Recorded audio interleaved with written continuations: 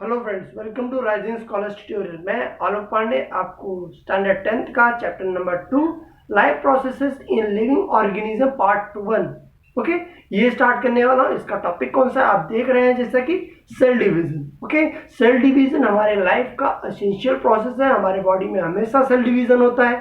तो cell division होने का क्राइटेरिया कैसा है, कैसे स्टेप्स में होता है, वो सभी चीजें इस वीडियो में स्टडी करने वाले हैं। ओके, उसके टाइप्स कौन से हैं, टाइप्स ऑफ सेल्स क्या होते हैं, इसके बारे में भी हम स्टडी करेंगे।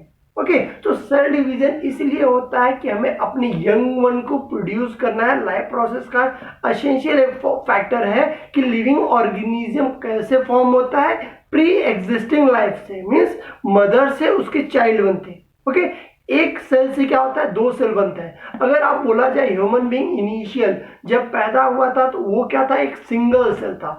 सिंगल सेल जाइगोट जिसे बोलते थे।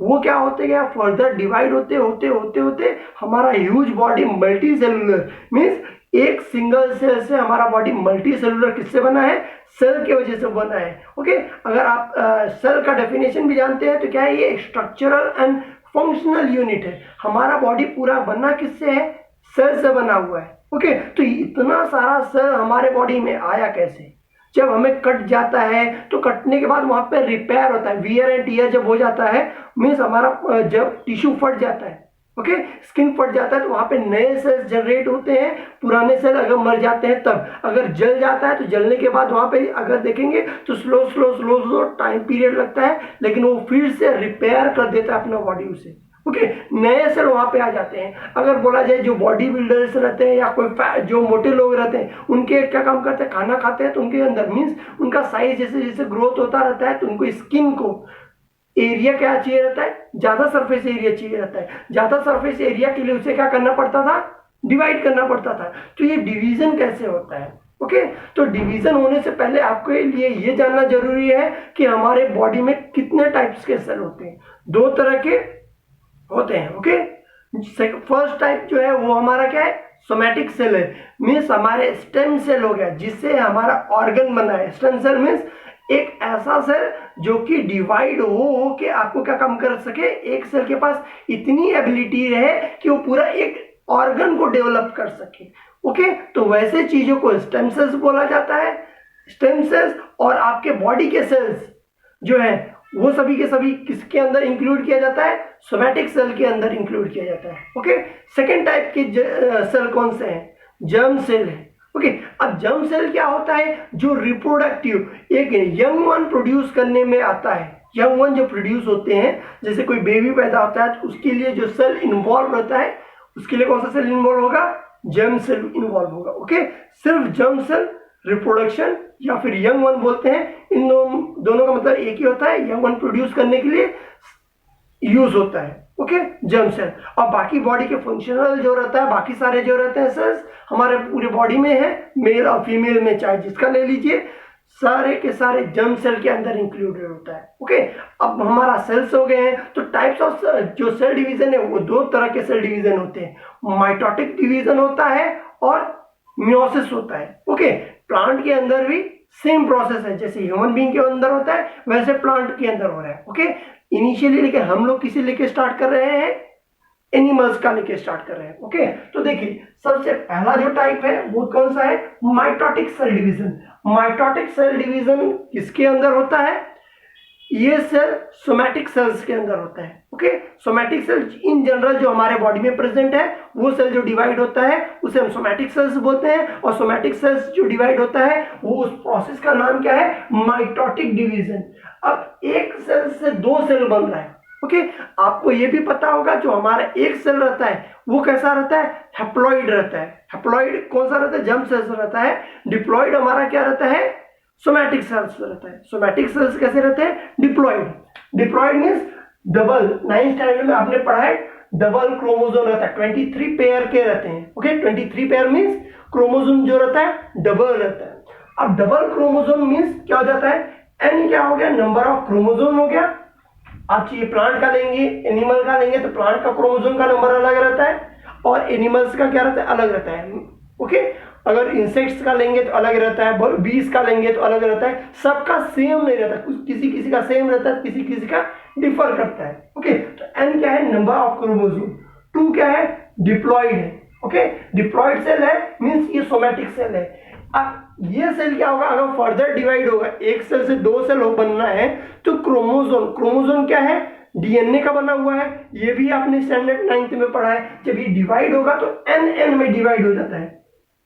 ओके, तो एन एन क्या है, अगर इस तरीके का डिवीजन कौन दिखाता है, मियोसिस दिखाता है। ओके, मियोसिस जो है आपका, ये किस में होता है, जर्म सेल में यंग वन प्रोड्यूस करने के लिए जो सेल डिवीजन प्रोसेस करता है वो मियोसिस सेल डिवीजन है, जो कि मैं नेक्स्ट वीडियो में कवर अप करने वाला हूं। ओके, इसीलिए क्या काम करता है, सेल अपने आप को डबल कर देता है, अपने अंदर जो भी जेनेटिक मटेरियल रहता है उसे डबल करते समय क्या हो जाएगा, अब जब 2 सेल था मींस 2n था, तो जेनेटिक मटेरियल एक सेल से 2 सेल डिवाइड होने से पहले जेनेटिक मटेरियल और उसके अंदर जो भी प्रोटीन, विटामिन, उसके अंदर एंजाइम जो भी सब प्रेजेंट रहता है, न्यूक्लियर मेम्ब्रेन, सब कुछ क्या हो जाते हैं, डबल हो जाते हैं। ओके, ऑर्गन, सेल ऑर्गन रहता है, माइटोकॉन्ड्रिया रहता है, सब क्या हो जाता है, उनका क्वांटिटी डबल हो जाता है। जब डबल हो जाएगा तो जेनेटिक मटेरियल जो 2n है, ओके, वो क्या हो जाएगा, वो भी डबल हो जाएगा। कितने हो जाएंगे, 4n, और 4n को मैं यहाँ पे लिख देता हूँ। ओके, अगर ये डबल हो जाएगा तो यहाँ पे कितना बन जाएगा, 4n। ओके, और 4n जब बन जाएगा वो सेल, तो 4n से वो सेल क्या काम करेगा, अपने आप को डिवाइड करेगा। डिवाइड करने का मतलब 2 इक्वल पार्ट्स में डिवाइड करता है। ओके, और जो 2 इक्वल पार्ट्स होते हैं उसे हम क्या बोलते हैं, डॉटर सेल बोलते हैं। ओके, वो कैसा रहेगा, डिप्लॉइड।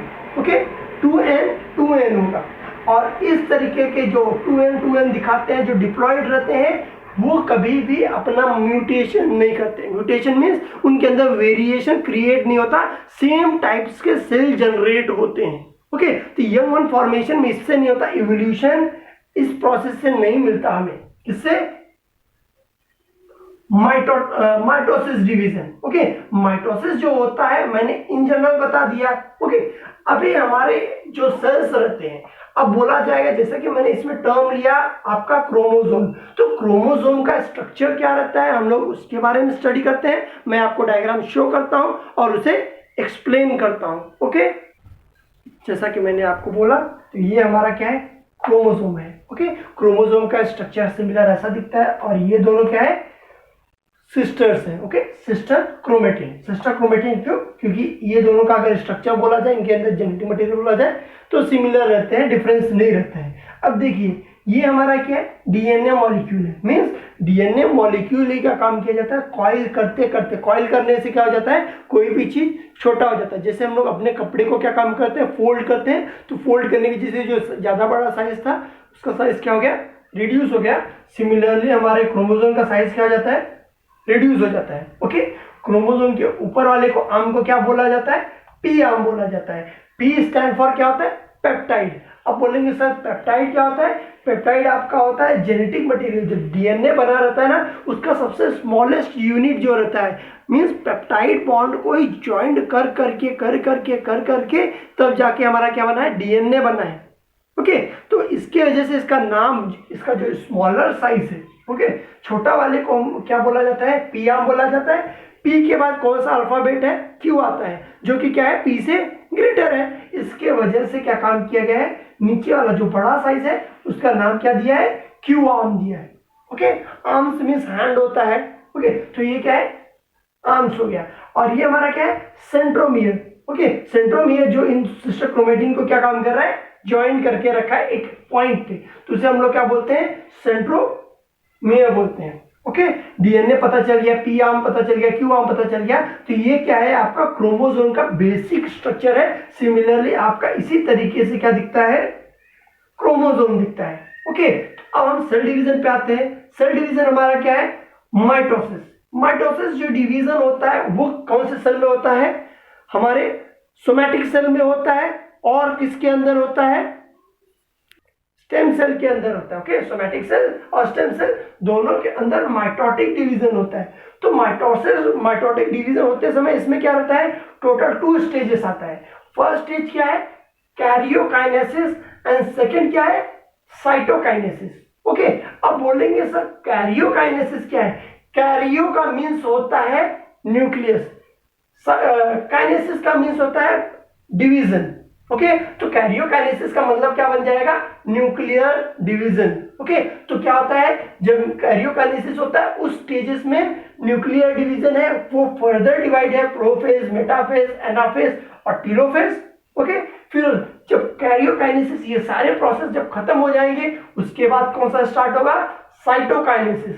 अब बोलेगा सर साइटोकाइनेसिस क्या है, साइटो स्टैंड फॉर क्या होता है, cytoplasm, kinesis means division, cytoplasm का डिवीजन। ओके, साइटोप्लाज्म का डिवीजन मतलब जैसे साइटोप्लाज्म का भी डिवीजन, न्यूक्लियर डिवीजन के बाद साइटोप्लाज्म भी डिवाइड हो जाएगा तो अपने आप ही क्या बन जाएगा, एक सेल से दो सेल बन जाएंगे। ओके, दो डॉटर न्यूक्लियर बन जाएंगे। तो ये हमारा क्या है, कंप्लीट माइटोसिस डिवीजन के बारे में। ओके, तो अब मैं क्या काम करता हूँ, एक एक स्टेप प्रोफेज क्या होता है उसके बारे में स्टार्ट करता हूँ। उसके पहले मैं इसे क्या काम करता हूँ, रफ कर देता हूँ। जैसा कि मैंने आपको बोला प्रोफेज से स्टार्ट करेंगे। ओके, प्रोफेज से पहले मैंने आपको क्या बोला था, जो जेनेटिक मटेरियल रहेगा मींस जो सेल हमारा इनिशियल कंडीशन में रहेगा वो क्या हो जाएगा, डबल हो जाएगा। मींस अपने अंदर के कंटेंट जेनेटिक मटेरियल जो भी उसके अंदर रहेगा सब कुछ क्या हो जाएगा, ट्वाइस हो जाएगा, दुगुना हो जाएगा। ओके, अगर हमारे पास N2N नंबर का क्रोमोसोम है तो कितना हो जाएगा, 4N नंबर का क्रोमोसोम हो जाएगा। तो यहाँ पे हमारा देखिए ये बेसिक है, जब डिवीजन स्टार्ट होने से पहले जब वो अपने आप को क्या काम करता है, डिवाइड कर देता है, अपने अंदर जेनेटिक मटेरियल को सबको डबल कर देता है तो उसका साइज क्या हो जाएगा, बढ़ जाएगा। तो ये क्या है, लार्ज फॉर्म में उसका साइज जो है बड़े फॉर्म में है। ओके, जेनेटिक मटेरियल क्या हो जाता है, ट्वाइस, ये भी डबल हो जाता है तो डीएनए ये है।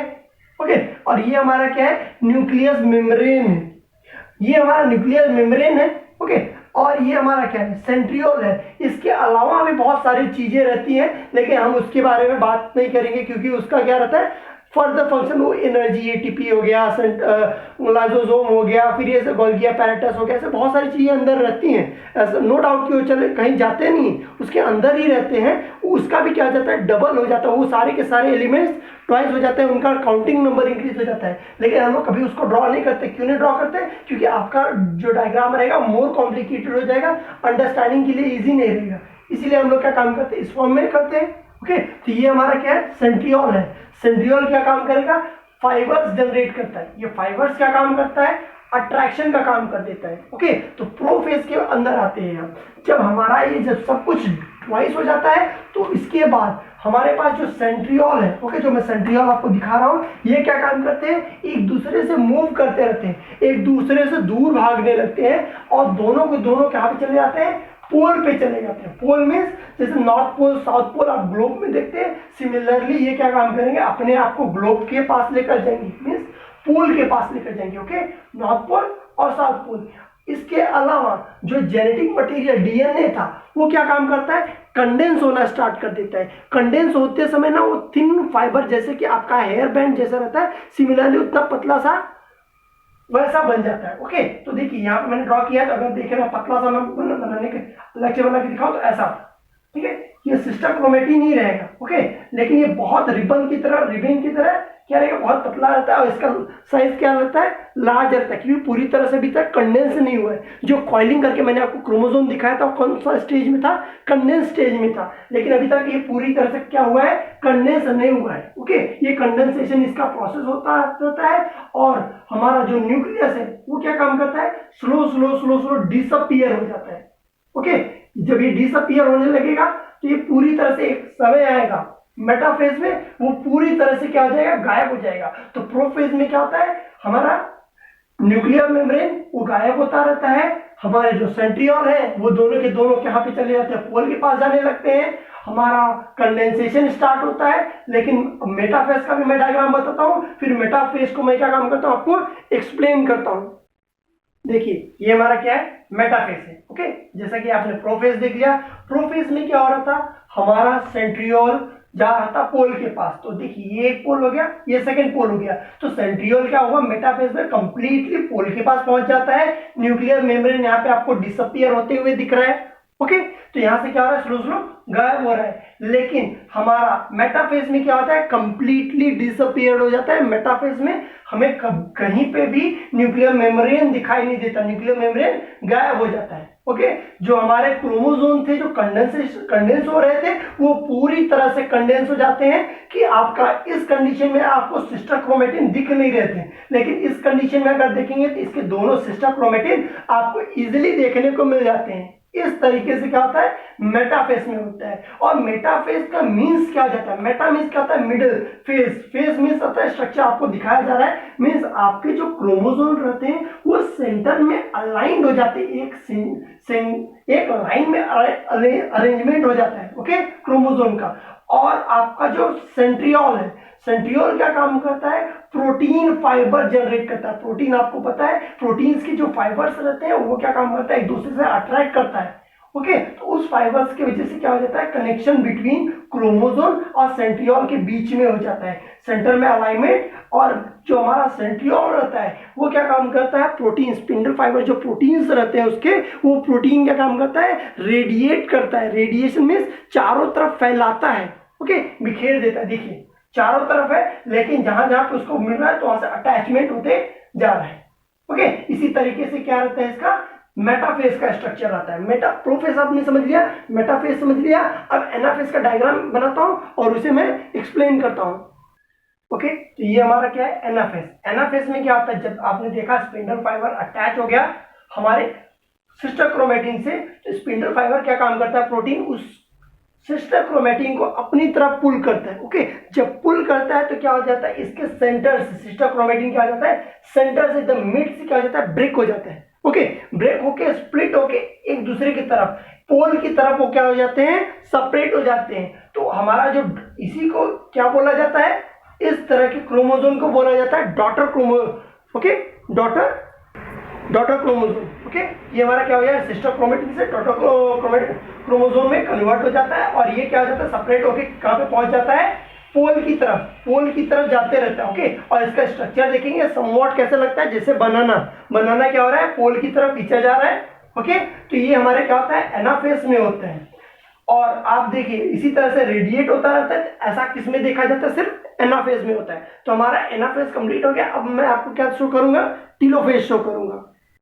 ओके, तो आपने एनाफेज समझ लिया, अब टीलोफेज में समझते हैं। ओके, जो आपका डॉटर क्रोमोसोम था वो क्या हो जाता है, पोल के पास पहुंच जाता है। और पोल के पास पहुंचने के बाद उसके पास जो सेलुलर मींस जो न्यूक्लियर मेम्ब्रेन गायब हो गया था वो क्या हो जाता है, वापस अपीयर होने लगता है। ओके, अपीयर हो जाता है जैसे कि आपने यहाँ पे देखा है कंडेंस होके बना था, वैसे डीकंडेंस हो जाता है। डीकंडेंसेशन हो जाने की वजह से क्या हो जाता है, chromosome genetic material initial condition में था वैसे हो जाता है। ओके, जब इस स्टेज में पहुंच जाता है तो क्या काम किया जाता है, साइटोकाइनेसिस, जो सेल डिवीजन रहता है। मतलब साइटोकाइनेसिस मीन्स क्या होता है, साइटोप्लाज्म का डिवीजन। तो साइटोप्लाज्म का डिवीजन इसी तरह से स्टार्ट हो जाता है। इसके अलावा इसके अंदर माइटोकॉन्ड्रिया, जो सभी गोल्गी अपैरेटस जो डबल हुए हैं, सारे क्वांटिटी जो इसके अंदर डबल हुए हैं वो भी क्या हो जाते हैं, सेपरेट होना स्टार्ट हो जाते हैं। इस तरफ आ जाता है और आधे उधर चले जाते हैं। ओके, एकदम इक्वल अमाउंट की क्या होता है इसके अंदर, सेपरेशन टीलोफेज के अंदर होता है। ओके, जब इसी तरीके से ये जो सेपरेशन होता रहेगा तो ये हमारा क्या रहेगा, ये इसका साइज क्या हो जाता है, छोटा हो जाता है। ओके, साइज छोटा होते समय कितना बन जाता है, ये मैं किस पे बता रहा हूं, कैरियोकाइनेसिस का। ओके, तो कैरियोकाइनेसिस का मैं आपको बताता हूं। ओके, तो साइटोकाइनेसिस क्या हो जाता है, कैरियोकाइनेसिस यहाँ पे खत्म हो गया, टीलोफेज तक। टीलोफेज खत्म होता है तो हमारा कैरियोकाइनेसिस मींस न्यूक्लियर डिवीजन खत्म हो जाता है। एक न्यूक्लियर इनिशियल कंडीशन में था, एक न्यूक्लियर से हमें कितना मिला है, 2 न्यूक्लियर बन गया है। ओके, अभी तक सेल डिवीजन हुआ है क्या, नहीं। जब सेल न्यूक्लियर डिवीजन के बाद इसके बीच में यहाँ पे देखिए स्पेस आते जाता है तो ये अपने आप को दूर दूर भेजने लगते हैं। ओके, सेपरेशन स्टार्ट होता है। जब सेपरेशन स्टार्ट होता है ये अपने आप को फर्दर इतना दूर लेकर जाते हैं तो यहाँ पर पतला सा बन जाता है, इक्वल अमाउंट का जेनेटिक मटेरियल सब कुछ सेपरेट हो जाता है। तो यहाँ पे क्या फॉर्मेशन होता है, नॉच। इसे क्या बोला जाता है, नॉच है। ओके, इस नॉच की वजह से क्या हो जाता है, स्लो स्लो सेपरेट होते होते ये क्या हो जाता है, नॉच गायब हो जाता है। और एक सेल से कैसे कितना बन जाते हैं, 2 सेल बन जाते हैं। ओके, नॉच फॉर्मेशन कैसे होता है, ये सभी चीजें ह्यूमन सेल सोमैटिक सेल के अंदर होता है। प्लांट सेल में ऐसा नहीं होता है, लेकिन प्लांट सेल में जो होता है क्या होता है, फॉर्मेशन ऑफ वहां पे प्लेट, ओके, प्लेट फॉर्मेशन होता है। इसलिए प्लेट जो रहता है, देखिए हमारा क्या रहता है, एक सेल से दो सेल बनता है, ओके, ये हमारा क्या है, एक सेल से दो सेल हो जाने के बाद यहाँ पे क्या होता है, प्लेट जनरेट हो जाता है, ओके, एक प्लेट दूसरा प्लेट जनरेट होते मान एक सेल से क्या हो जाता है, दो सेल में कन्वर्ट हो जाता है। तो यहाँ पे हमारा जेनेटिक मटेरियल रहेगा, यहाँ पे हमारा सेंट्रियोल रहेगा, ओके, ये हमारा डीएनए इसके अंदर है, न्यूक्लियर मेम्ब्रेन के अंदर। ये हमारा सेल क्या हो जाता है, सेल इस प्लेट जो है, ये प्लेट है, ओके, इस प्लेट की वजह से सेपरेट हो जाता है सेल। तो इस तरह से प्लांट में हो जाता है। और ये सभी जो मैंने आपको प्रोसेस बताया है, ये सभी के सभी किसके अंदर होता है, एनिमल के अंदर और प्लांट के अंदर, दोनों के अंदर होता है, ओके। सिर्फ एक साइटोकाइनेसिस में सिंपल नॉच फॉर्मेशन और प्लेट जो फॉर्मेशन होता है, यही डिफरेंस प्लांट में और एनिमल्स में होता है। इसके अलावा जो भी सारे होते हैं, सारे प्रोसेस इक्वल होते हैं। एक सेल से दो सेल हो जाता है, मींस डिप्लॉइड सेल ही रह जाता है। ये इसमें अगर देखेंगे तो डिप्लॉइड है, ओके, ये हमारा क्या हो गया, 4n हो गया। क्यों 4n हो गया, क्योंकि इसने अपना जेनेटिक मटेरियल 2 टाइम्स कर दिया। पहले 2n था, 2n से 4n हुआ, 4n को सेपरेट करके 2n 2n में बना दिया। मींस इनिशियल में 2n था, 2n अपने आप को जेनेटिक मटेरियल को ट्वाइस करने की वजह से 4n हुआ, 4n को सेपरेट करके 2n बना दिया। मींस ये भी डिप्लॉइड है, ये डिप्लॉइड है। तो ये कैसा फॉर्मेशन होता है, जब सेल में फॉर्मेशन होता है, ये हमारे बॉडी में जो भी सेल, ब्लड सेल हो गया, स्टेम सेल हो गया, हर चीजों में इसी तरीके का स्टेप्स होता है। तो प्लीज इस वीडियो को लाइक करें, शेयर करें एंड कमेंट कीजिए। Thank you.